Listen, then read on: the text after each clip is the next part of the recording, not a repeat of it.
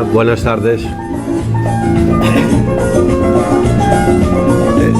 Bueno, una semana más en el programa de la Alianza Gallega, la hora de la Alianza Gallega. Hoy tenemos la suerte de tener con nosotros a un gran conocido por toda España y parte del extranjero, que es el Padre Apelles. Yo creo que no lo voy a presentar, puesto que es tan conocido que cualquier cosa que dijera podía ser hasta contraproducente. O sea, el Padre Apelles es una persona muy conocida, tanto en el ámbito periodístico como en el ámbito de la gente normal. Y tenemos la suerte de contar con su gran dote de conocimiento sobre el tema del proceso, que es el tema que le vamos a preguntar. Antes de empezar con el programa, quisiera recomendar un libro que se llama El cazador de espíritus, con una idea de Antonio Jiménez y escrito por Víctor Colomar. Bien, empezamos. Padre Apelles, buenas tardes. Buenas tardes a todos. Nos acompaña también María. María, buenas tardes. Hola, buenas tardes. Gracias una por gran, invitarme. Una gran abogado y también gran conocedora del tema del proceso, puesto que se ha dedicado muchas veces en su despacho a defender gente perseguida por el proceso. Sí. Bien, Padre Apelles, nos encanta tenerte con nosotros. Te voy a tutear.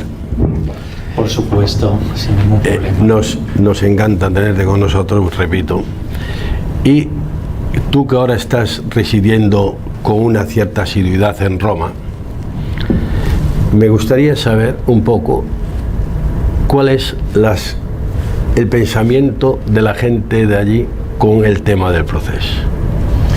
Bueno, yo creo que contra lo que ellos imaginaban y contra lo que ellos han dicho durante tanto tiempo, Europa no los mira. Quiero decir, en Italia realmente, pues sí, claro, en el momento aquel del sedicente referéndum y lo que aconteció los días posteriores, pues sí, fue noticia en todos los telediarios, también en Italia, ¿no? Pero después yo creo que le dan poca importancia, quizá también porque lo comparan, digamos, con el problema independentista italiano, el problema, bueno, pues que surgió en los años 90 con la Padania, con el norte, pero hoy en día eso lo tienen bastante superado. Es decir, la prueba es que el ministro del Interior y además uno de los políticos más valorados en Italia en este momento, que es Matteo Salvini, es el heredero de esa liga y ya no tiene ninguna intención de procurarse ninguna independencia. Es decir, donde tiene más apoyos ahora precisamente es en el sur de Italia. O sea, yo creo que ellos piensan que esto pasará y no le dan mayor importancia. Bien, pero independientemente de la importancia que le dé el público en general, también hay lo que se llaman los terceros poderes. Entonces, ¿hasta qué punto le hacen caso estos terceros poderes a lo que nosotros le llamamos las embajadas del proceso? Ninguno. Es decir, yo estuve hace unos meses invitado por la Universidad de Florencia y el movimiento paneuropeo precisamente a una mesa redonda, digamos, con el delegado de la Generalitat en Austria, que además, bueno, un señor correctísimo, muy culto y tal, claro pero que no salía, digamos, de sus prejuicios. Y bueno, pues había un cierto grupo de estudiantes y tal y observaron y preguntaron así con una cierta curiosidad, pero que sí que les impactara mucho tampoco este tema, ellos creen que tiene mucho más eco en el exterior y el eco que tiene el exterior, el proceso, es el que se procuran comprándolo, es decir, medios de comunicación, políticos, toda esta gente, digamos, de ONGs y todo que, bueno, pues pulula dispuesta a venderse donde los llamen, ¿no? Y luego sí, pues claro, ciertos movimientos independentistas en otros países que piensan que puede haber como una solidaridad entre todos, pero al gran público no le preocupa excesivamente. De todas formas, aquí tenemos un pensamiento generalizado diciendo que esta gente del proceso tienen el proceso como si fuera, vamos a ponerle entre comillas, ya que tú eres de la Iglesia, como si fuera una religión. ¿Se podría comparar algo con esto con un tema religioso?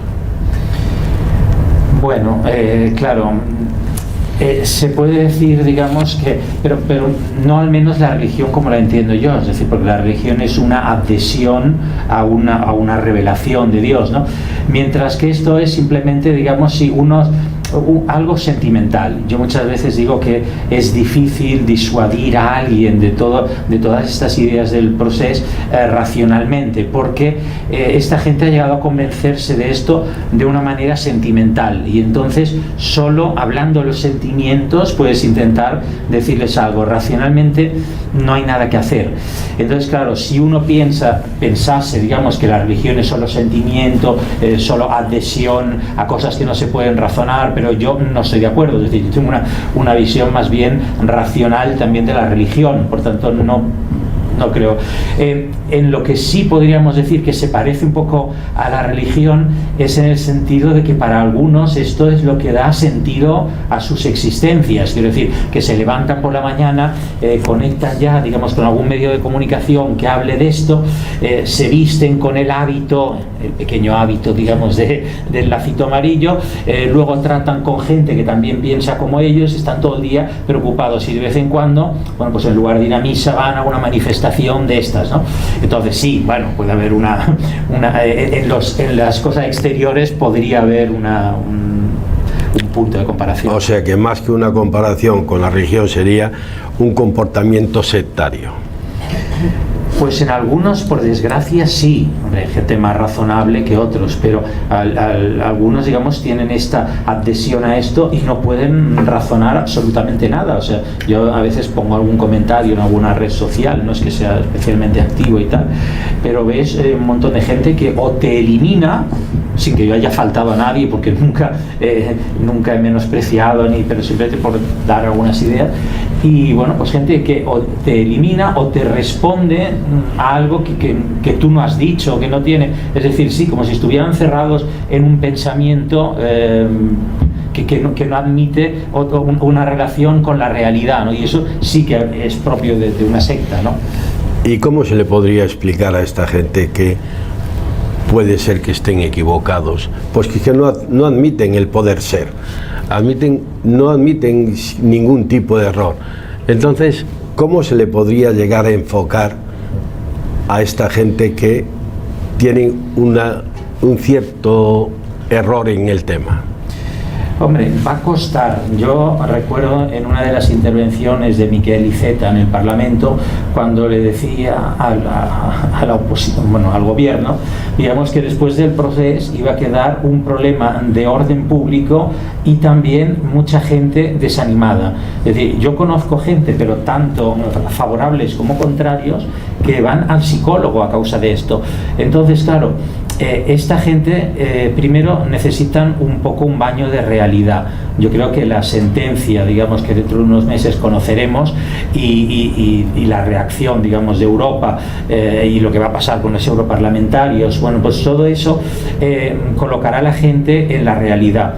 Pero claro, eso provocará una gran frustración en muchas personas, y entonces yo creo que ahí tenemos que intervenir nosotros, ya no en un modo, porque en la vida, digamos, hay momentos en que uno tiene que ser agresivo y hay momentos en que tiene que ser más dulce, ¿no? Entonces yo creo que había momentos, sobre todo en estos últimos tiempos, en que era necesario, digamos, alzar la voz y reaccionar ante algo, bueno, pues que parecía que no. Pero luego yo creo que lo que va a hacer falta es un poco de comprensión y de, si me permiten la palabra, de seducción. O sea, yo creo, digamos, que no basta con el positivismo legal, es decir, no bastará con decir, mire, la Constitución dice esto y por tanto, no, será necesario también y no me gustan los términos de marketing, pero bueno, eso que dicen de vender el producto, ¿no? O sea, de explicarles lo que es España, como España es una comunidad también afectiva, una comunidad histórica, una comunidad cultural, una comunidad espiritual.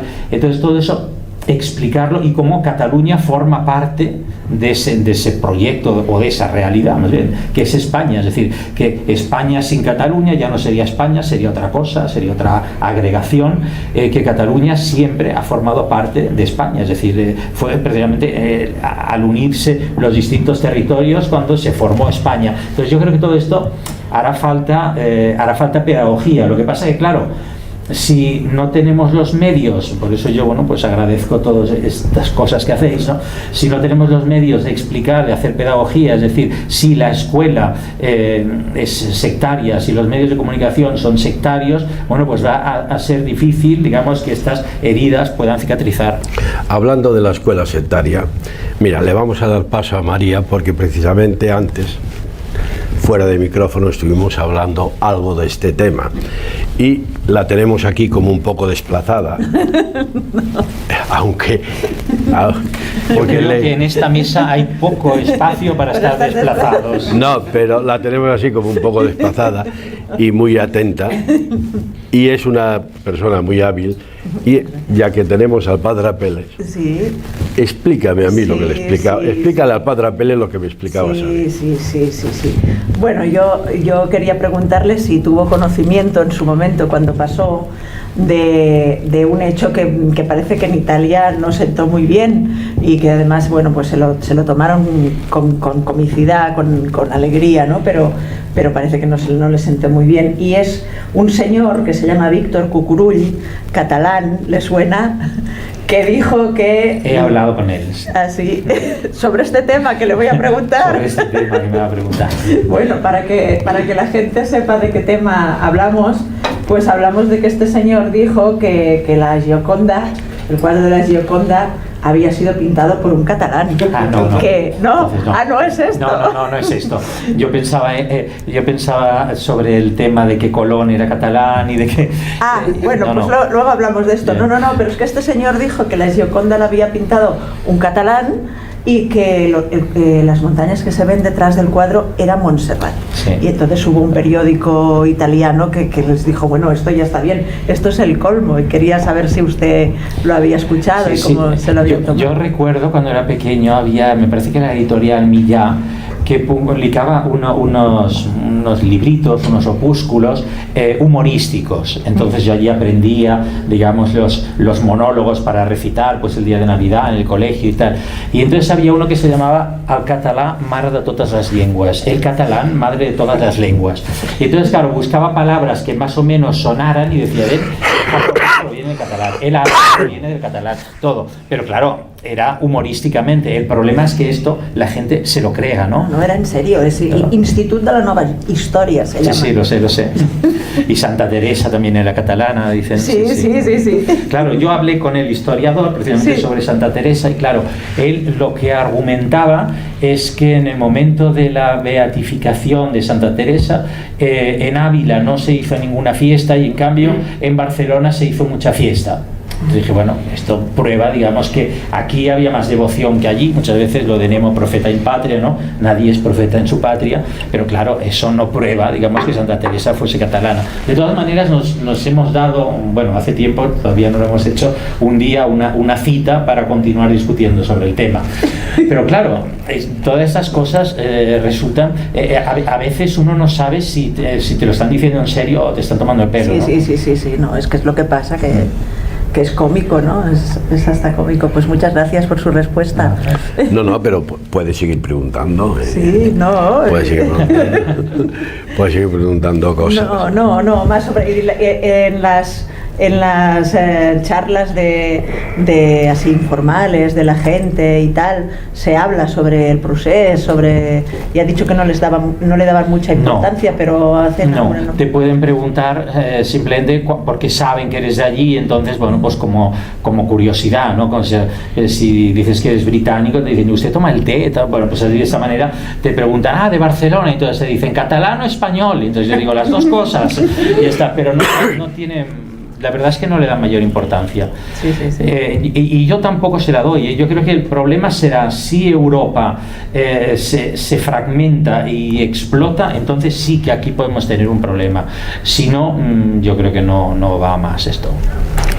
O sea que por ese lado podemos estar ciertamente tranquilos. No, bueno, es mi opinión. Sí, no, pero bueno, tu opinión, si estáis viviendo allí, es una opinión basada en hechos. Sí, sí. Pero además el proceso, a ver, vamos a decir que revertir este tema. Para revertir este tema, ¿qué podríamos hacer además del educacional?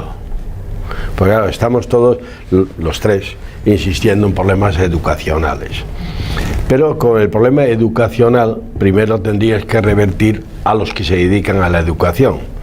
Estando lo que es estando ya llevándose la educación de ellos mismos, porque lo están llevando ellos, puesto que como autonomía tienen esta potestad. Entonces, ¿cómo podíamos devolver las competencias autonómicas? Que se ha llegado a esta situación por debilidad de los gobiernos de Madrid. Bueno, más que debilidad, digamos, es por interés, es decir, como han necesitado los votos aquí de una minoría catalana, digamos, han ido cediendo en cosas en las que no deberían ceder. Por tanto, lo que haría falta es que los grandes partidos que no son, digamos, regionalistas, se pusieran de acuerdo en una serie de cosas, en la educación, en lo que se puede ceder y no. Yo creo que también, bueno, pues sería útil, digamos, que hubiese una nueva armonización en las comunidades autónomas, distribuir exactamente cuáles son sus competencias, de acuerdo siempre con el principio de subsidiariedad. Pero claro, eso haría falta que fuesen verdaderamente generosos los partidos. Pero claro, mientras PP o PSOE prefieran gobernar a costa de lo que sea e imponerse al otro, pues no se llegará a nada. Si se pusieran de acuerdo, sí, es decir, a una amplia mayoría en el Parlamento. Y no digo que tenga que ser el ponerse de acuerdo para lo que aquí ellos calificarían de represión. No se trata de represión, es decir, cuando estén fuera de la ley, para eso están los tribunales que ejerzan. Pero yo lo que creo es que desde la política se tiene que decir, por ejemplo, los medios de comunicación. Claro, los medios de comunicación en Cataluña están subvencionados. Claro, hay que subvencionar o apoyar otros medios de comunicación. Radio Televisión Española en Cataluña pues tendría que dar en catalán otra idea de lo que tiene que ser Cataluña y difundir lo que es verdaderamente España, ¿no? En la educación igual, es decir, realmente sí, están cedidas las competencias en educación, pero digamos las leyes básicas reguladoras de la educación dependen del gobierno central, y ahí pueden ponerse de acuerdo los grandes partidos en decir, bueno, pues hay un temario de historia, de lengua y todo, bueno, pues que esto es común a toda España. Y es más, yo creo que la Real Academia de la Historia, por ejemplo, pues podría redactar un temario de lo que los niños tienen que estudiar, incluso de acuerdo con el Institut d'Estudis Catalans, no con el Institut de la Nova Historia de Gioconda, ¿no? Pero sí redactar, digamos, unos contenidos básicos, digamos, que es necesario conocer en todas partes. Recuperar las competencias de la alta inspección del Estado, digamos, que aquí no se ejercen.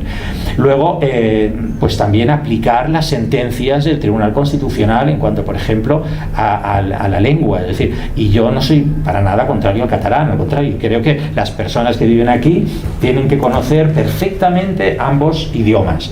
Y por tanto, la educación se tiene que dar en ese sentido, es decir, que cada vez más hay personas catalanas, bueno, pues que apenas saben hablar correctamente en español, ¿no? O en castellano, como prefiera, ¿no?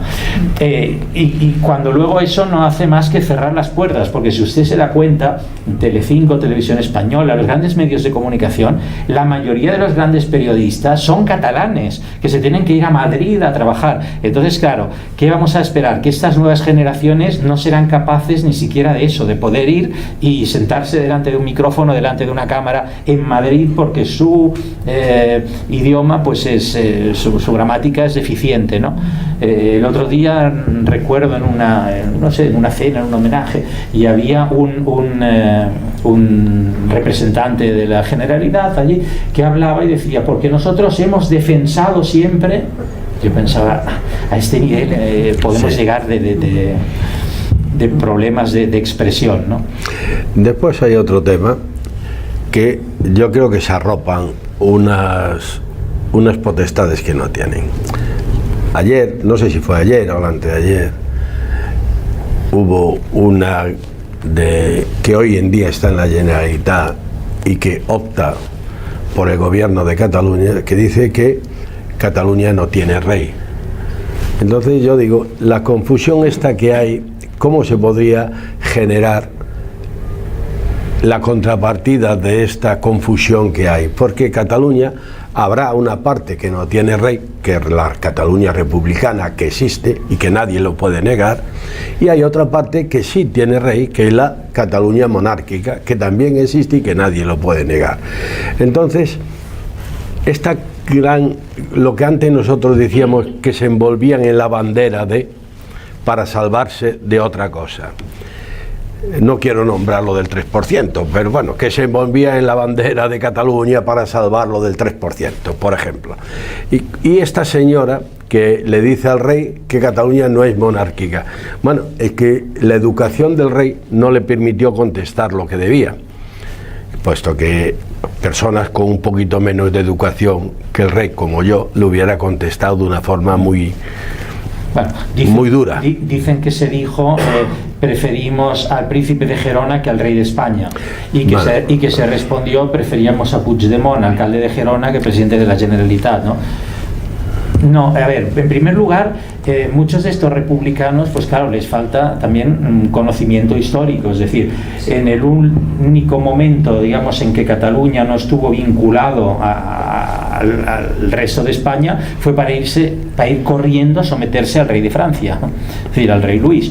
Por tanto, Cataluña, si ha sido algo, ha sido siempre monárquica. Otra cosa es que los condes reyes de Barcelona, bueno, no usasen el título de rey, sino el de condes de Barcelona, pero una Cataluña republicana nunca ha existido. Es decir, existió unos años de república cuando se proclamó en el resto de España, entonces por tanto Cataluña fue republicana en esos momentos, pero si no, Cataluña no tiene en sí por qué ser republicana. Otra cosa es que haya gente que lo piensa así, o gente que le guste más o menos el rey, que le guste este rey, o que quisieran que viniese otro. Eso, todo eso es discutible. Luego, claro, lo que hay que tener también en cuenta es, bueno, pues que el rey en ese momento es el jefe del Estado y por tanto merece un respeto. Y precisamente este rey, que es que yo cuando oí cómo le criticaban después del discurso del 3 de octubre, yo pensaba, es completamente injusto, porque, o sea, si alguien ha hecho esfuerzos por venir a Cataluña, ha venido un montón de veces a hablar en catalán, a tratar a todo el mundo exquisitamente, es decir, no se puede decir en ningún momento que el rey de España haya hecho algún desprecio a Cataluña o a su cultura, nada, absolutamente lo contrario, es decir, ¿qué más podía hacer? Y el discurso ese tan criticado, es decir, al fin y al cabo dijo, o sea, afirmó una cosa que me parece absolutamente clara, que es que había habido una falta de lealtad.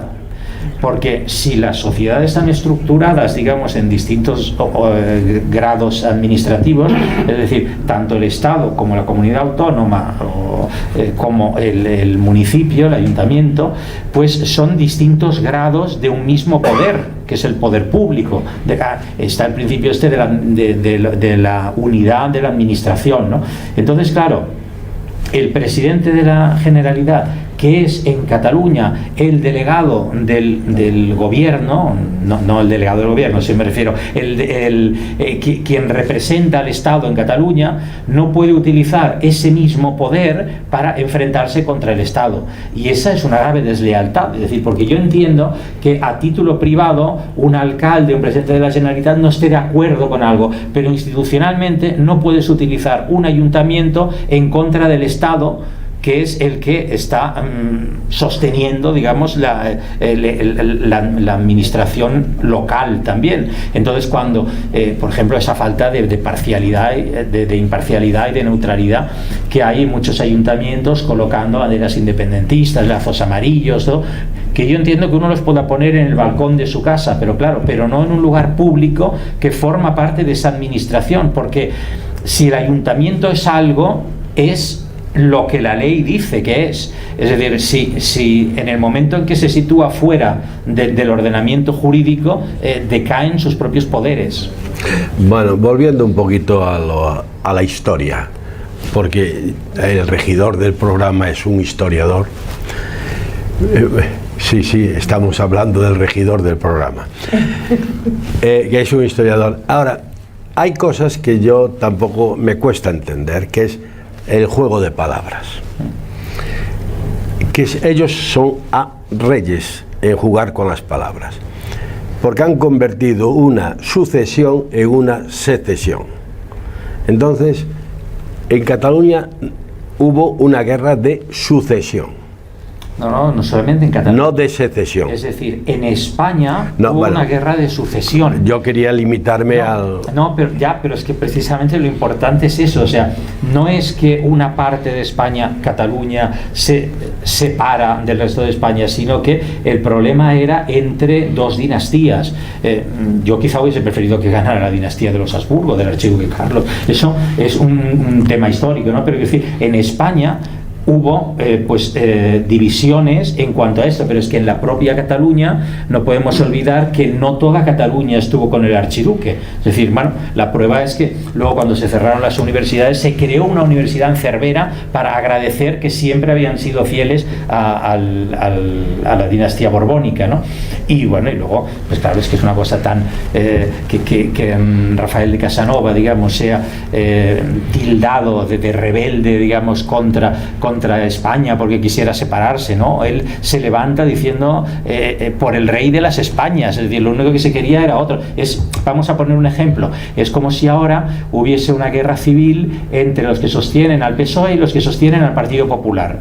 Y entonces me dice, bueno, pues mire, en Andalucía tiene más importancia ahora el Partido Popular, por tanto, y en el resto, en cambio de comunidades, pues ha ganado el PSOE. ¿Eso significa que los andaluces se quieren separar de España? No, eso significa, digamos, que ante un problema concreto, que en ese caso era la sucesión dinástica, unos territorios pues fueron más favorables a uno y otros a otro, pero en ningún momento es que, claro, todo el problema del secesionismo catalán no aparece, digamos, hasta la Renaixença, o sea, hasta el siglo XIX. Antes no. Ha habido levantamientos del segador, o sea, pero bueno, también hubo levantamientos de comuneros en el resto de España. Es decir, una cosa es contra una política o contra una dinastía, y otra es que quisieran separarse del resto de España. Y esto en Cataluña, digamos, hasta ahora no lo habíamos vivido nunca.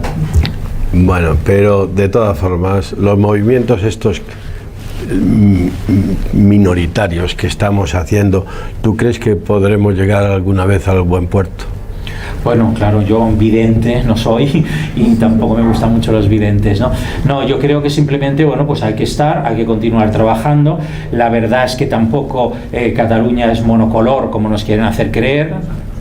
Respecto a lo que decíamos antes, Cataluña no es monárquica. Bueno, una parte de Cataluña, de catalanes, no será monárquico. Sí. He dicho que una parte sí y otra parte no. Exacto. Efectivamente, pues, yo respeto. De la misma manera, respeto a los republicanos, igual que me respeto a mí como monárquico. De la misma manera, es decir, no se puede decir ahora, digamos, que Cataluña quiera separarse de España. Es decir, hay mucha gente, por desgracia, mucha gente que sí lo quiere, pero por ahora ni siquiera tienen la mayoría absoluta. Es decir, entonces lo que se trata que es, bueno, pues de continuar trabajando, sembrando, en algunos momentos con mayor energía y en otros, como yo decía, con mayor capacidad de seducción, digamos, porque yo creo que, a ver, hay gente sí que está muy fanatizada. Para otros es una moda, o sea, no nos engañemos, a la gente le gusta estar con el ganador, y entonces en un momento determinado pensaron que este era el caballo ganador, ¿no? U otros que lo ven de un modo muy... yo a veces, algunos me causan hasta ternura, ¿no? De ver cuando hablaban que decían, no, es que Cataluña se separa de España, va a quedar dentro de la Unión Europea, dentro del euro, dentro de las Naciones Unidas, económicamente nos va a ir muy bien, las empresas no se van a marchar. Es decir, bueno, todo esto se ha visto que no es así, por tanto yo creo que hay mucha mucha gente que pueda abrir los ojos. No tenemos que pensar, digamos, que esté completamente perdida la guerra. No, bueno, esto del euro, de Europa y tal, era una falacia, puesto que de inicio tendrían primero que solicitar la integración en la ONU, y hasta que no tuvieran la integración en la ONU no podrían ser europeos. O sea, todo esto fue una falacia montada, yo no sé con qué medios ni por qué, pero para ser de la Unión Europea primero tienes que ser país, y para ser país primero tienes que estar reconocido en la ONU, y, o sea, todo es un proceso que se veía que no podía ser. Pero hay gente que se lo creía. Bien peligroso. Pero hay gente que se lo creía. Que todo sí, es que ahora volvemos a lo que decía yo al principio del programa, que es que hay gente que hasta lo ha tomado como una, entre comillas, porque ya me lo has aclarado bien, entre comillas, como una religión, o sea, como una... Sí, un tema de sentimiento. A ciegas. Una creencia ciega.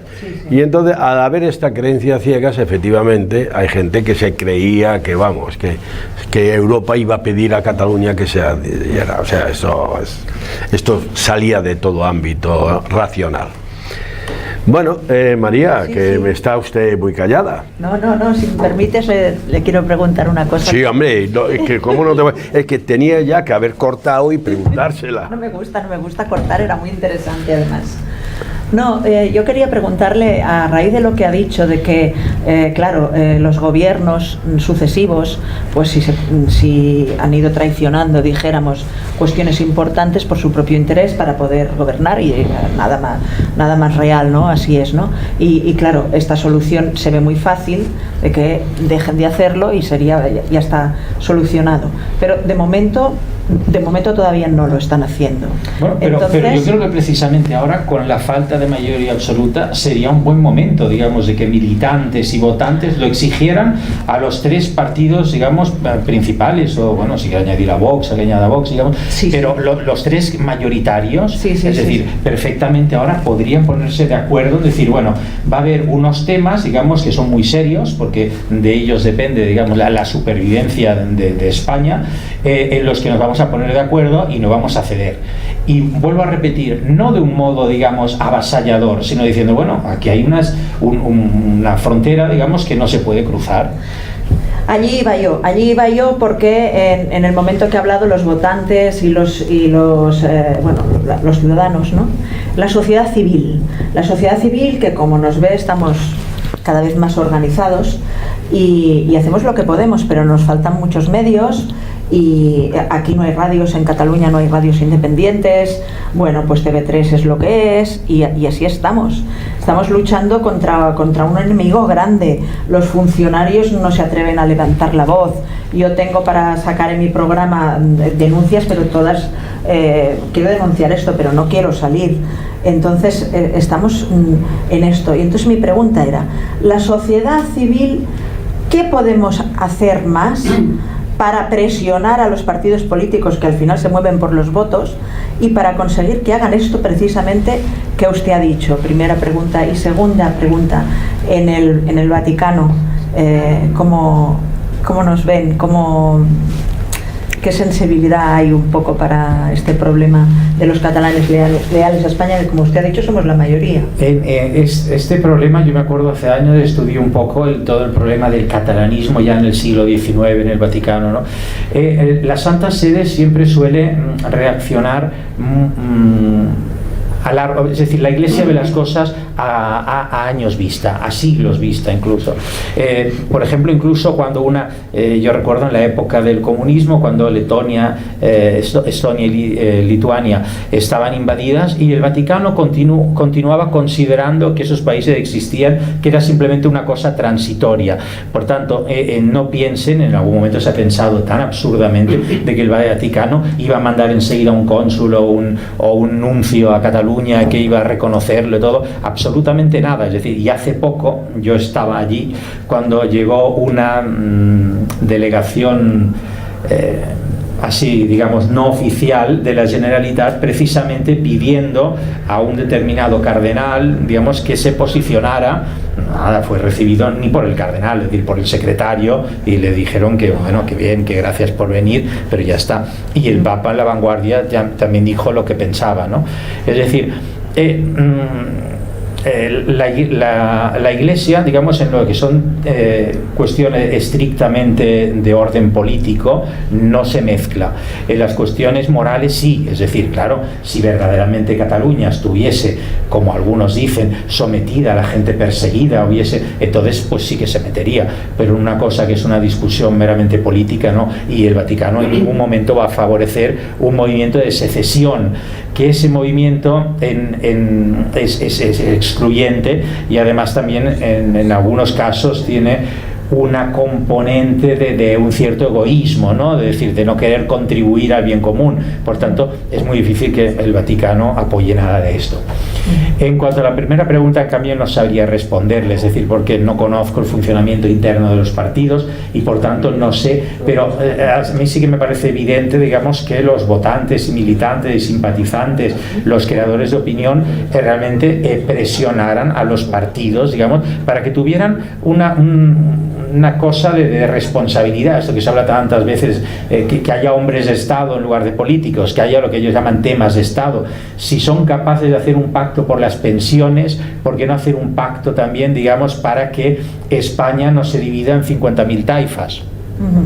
Yo creo que se puede hacer, y los partidos pueden mantener su legítima competencia en otros ámbitos, pero dejando esto fuera de la discusión, ¿no? Poniéndose de acuerdo en estas cuestiones y hacerlo ya. Es decir, ¿por qué? Porque hace falta esa parte educativa. Yo decía, sí, en un momento determinado se ponen de acuerdo para aplicar el 155, no, pero es que ya hace muchos años que tendrían que haber estado de acuerdo en no permitir, digamos, que la situación degenerara. Claro, yo estaba pensando en la sociedad civil, en hacer, no sé, grupos para de excursiones, esto se había hecho antes, ¿no? Grupos de excursiones, grupos para, yo qué sé, que estaban los Boy Scouts, hacer algo. El Camino de Santiago. El Camino de Santiago, por ejemplo, hacer cosas así. Bueno, yo estaba hablando antes eso, de actividades, digamos, de seducción, es decir, de cosas en que los jóvenes se relacionen con jóvenes del resto de España y que vean, pues, que tienen más o menos dos ojos como ellos, dos orejas, que no son tan distintos como quieren decir, ¿no? Claro, yo en temas organizativos no sabría qué decirle. Lo único que sí diría, que quizá todos estos grupos que hay tanto de sociedad civil catalana y todos estos grupos también tendrían que estar quizá mejor coordinados, porque si no, también es posible, digamos, que al final acaben sirviendo a un partido o a otro, ¿no? Entonces yo creo que tendría que haber algo suprapartidista que lo que defendiese fuese esa idea, digamos, de la unidad de todos los españoles, eso sí, respetando las legítimas diferencias, culturas, lenguas, y evitando enfrentamientos. Bueno, todos estos grupos, normalmente algunos, llegan a ser reinos de taifas. Cada uno tira por un lado, y entonces lo que pasa es que yo hoy, por ejemplo, vi un chiste, no sé si era en La Vanguardia o me lo mandaron por WhatsApp o eso, que decía que se veían a 4 jóvenes y estudiantes, y decían, mira, nosotros tenemos 4 años de carrera, después otros 4 años para el doctorado y tal, y en cambio hoy en día, para triunfar, con que te metas en las nuevas juventudes de los partidos, ya en 2 años tienes de todo. Entonces, bueno, tampoco es tan verdad, ¿eh? Es decir, hay gente que se coloca en los partidos políticos como un modo de medrar, pero realmente, digamos, a tener un cargo llegan muy pocos. Es decir, hay mucha gente allí, digamos, que está trabajando y tal, y no lo consigue. Y también el ambiente interno de los partidos políticos, bueno, por algunos chicos que conozco ya, pues no es muy agradable. Está también hecho todo de navajazos, de traiciones. Por tanto, es un modo de medrar, sí, como lo puede ser el de la prensa o lo puede ser el nuestro, el ámbito jurídico, ¿no? Pero no existe ese automatismo, digamos. No, pero hay esta mentalidad, ¿eh? Bueno, claro. Hay esta mentalidad, hay esta de la gente que la gente que piensa, y luego hay otro problema que es, hoy en día los medios de comunicación están tan atentos a los políticos que muchas personas prefieren, que podrían implicarse, prefieren no hacerlo, porque luego siempre, bueno, pues les van a sacar, digamos, que si un día en un examen de la universidad copiaron o si dejaron de pagar Hacienda un trimestre del IVA, entonces hay mucha gente que dice, oye, esto no me interesa, ¿no? Y al final, bueno, pues hay gente de poco nivel, o sea, yo creo que hay políticos de muy poco nivel, ¿no? Sí. Bueno, a ver, me parece que estamos excediendo ya un poquito del tiempo, abusando mucho de tu tiempo. Es un placer estar con vosotros y poder hablar. Hay comentarios, si quieres los leemos. Sí. Que hay comentarios. Que Sí, lee. Hay comentarios en directo. Alcón dice, el gobierno central debería restringir la competencia educacional de medios de comunicación. También dice, una forma sería enviar masivamente cartas a Europa, a Tajani, para que conmine al Estado español a realizar esta tarea. Después, otra persona dice, sí, ¿comentamos cada uno o no? ¿O esperamos al final? Son dos más. Después dice, ¿qué se puede hacer para cambiar esta sociedad catalana tan fanatizada? Si en el 80% de los profesores son independentistas y se sigue adoctrinando en los colegios y no hay inspectores que hagan cumplir las leyes. En los colegios hablan a nuestros hijos a favor del referéndum del 1 de octubre. ¿Cómo podemos evitar esto? Bueno, en esto ya, en algunos ya los ha contestado al principio, de todas formas... Más o menos. Hay una de las cosas sobre las que sí me gustaría insistir, ahora cartas a Tajani ya no, porque ya no va a ser presidente, pero en lo de los medios de comunicación, es decir, hablaba como de recuperar competencias en medios de comunicación. Yo creo que no, que precisamente lo que habría que hacer es quitar competencias tanto al Estado como a las comunidades autónomas y dejar que hubiese una legítima competencia entre medios de comunicación, permitiendo todas las frecuencias y todos los canales de televisión que técnicamente sean posibles. Es decir, para conseguir precisamente que los medios de comunicación no estén al albur de los cambios de gobierno o de los caprichos de los políticos, ¿no? En lo de la educación, sí, es que precisamente el problema es sobre todo en la primaria y en la secundaria, porque yo hasta hace muy poco estudiaba aquí en la universidad, pero en varias universidades públicas y privadas, y realmente el problema lingüístico en la universidad no existe, es decir, el profesor usa un idioma u otro, pero el alumno también tiene derecho en los exámenes a usar un idioma u otro sin que yo haya encontrado nunca ningún problema. Pero en cambio sí, claro, la primaria y la secundaria, es decir, y por no decir la maternal, que no sé si existe todavía la educación maternal o cómo se llama ahora, allí sí, claro, allí hay verdaderamente una imposición, digamos, que no tiene ningún sentido y que ahí sí que el Estado tendría que hacer algo. Bastaría que cumpliese las sentencias de los tribunales, pero bueno. Bueno, pues mira, te damos las gracias por tu asistencia. Y de verdad nos has instruido mucho. Bueno. Tú, como siempre, tus comentarios son muy llenos de razones. Y ahora lo que sí es, habiendo ya terminado el programa, anuncio que el próximo programa será un poco más fuerte que este, será menos diplomático, puesto que tengo previsto que venga Jakobi a hacer una entrevista.